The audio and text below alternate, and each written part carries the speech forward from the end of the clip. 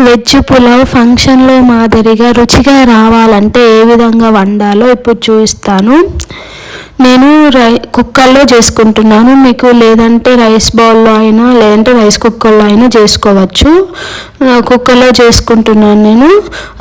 2 స్పూన్ల ఆయిల్ని వేసుకోవాలి.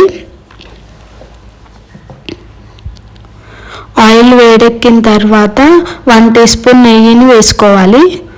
మీకు నెయ్యి తినే వాళ్ళు అయితే 2 స్పూన్స్ వేసుకున్నా పర్లేదు.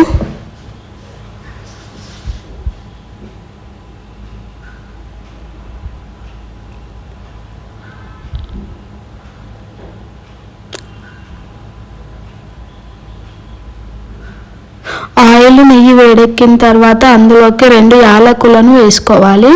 అలాగే బిర్యానీ ఆకును వేసుకోవాలి. ఒక దాల్చిన చెక్కను కూడా వేసుకోవాలి. అందులోకి కాజును కూడా వేసుకోవాలి. మిరియాలు, ఎచ్చం పుల్లలు కూడా వేసుకోవాలి. కాజు మీ ఇష్టం అండి, వేసుకునే వాళ్ళు వేసుకోవచ్చు, లేదంటే వదిలేయచ్చు. 1 టీ స్పూన్ జీలకర్ర, అలాగే 1 టీ స్పూన్ ఆవాలను వేసుకోవాలి.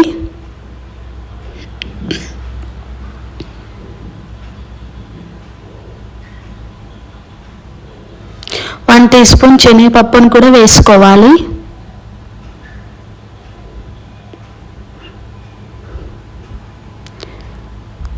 ఇవన్నీ బాగా వేడెక్కేంత వరకు వేయించాలి.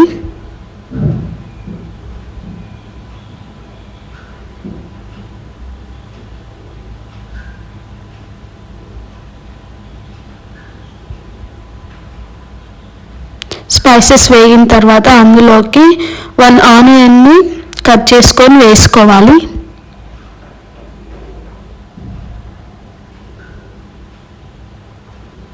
ఆనియన్ బ్రౌన్ కలర్ వచ్చేంత వరకు వేయించాలి.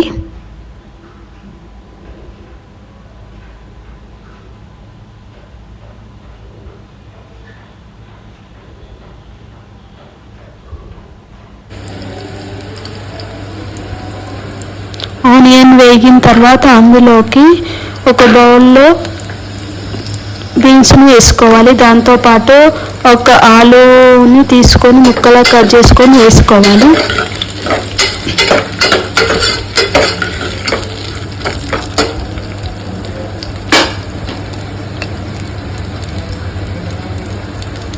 మనము పులావ్లోకి ఒక మిశ్రమాన్ని రెడీ చేసుకుందాము. దానికి కావలసిన పదార్థాలు: కొన్ని వెల్లుల్లి వేసుకోవాలి, అలాగే అల్లంని వేసుకోవాలి. అందులోకి 4-3 పచ్చిమిర్చిని వేసుకోవాలి.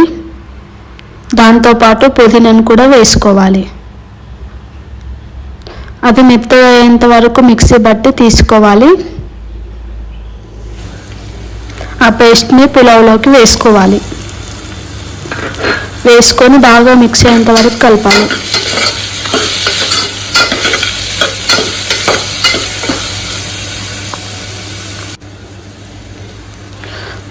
నేను ముందుగా నానబెట్టుకొని పెట్టుకున్న మున్ మేకర్ని వేసుకుంటున్నాను.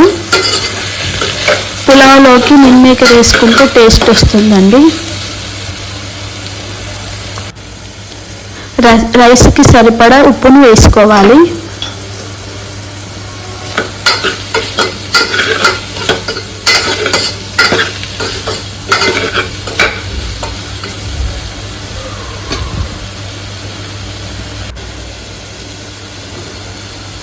నేను 1½ రైస్ని తీసుకున్నాను కాబట్టి 2 గ్లాసుల వాటర్ని తీసుకుంటున్నాను.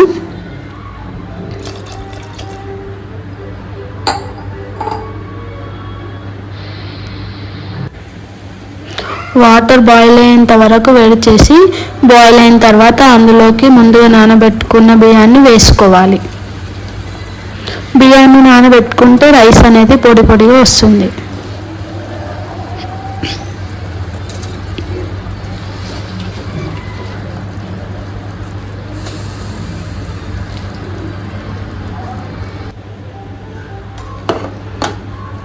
రైస్ వేసుకున్న తర్వాత మొత్తం కలిపేసిన తర్వాత మూత పెట్టి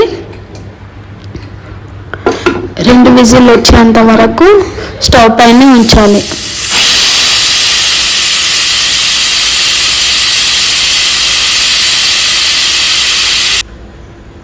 2 విజిల్ వచ్చిన తర్వాత ఆఫ్ చేసేసి స్టవ్ని ఓపెన్ చేసి చూసారా ఎంత పొడి పొడిగా వచ్చిందో రైస్.